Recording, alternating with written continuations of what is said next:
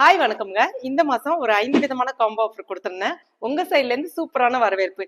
ஏன் கேட்டீங்கன்னா எல்லாமே பட்ஜெட் ஃப்ரெண்ட்லியான காம்போ.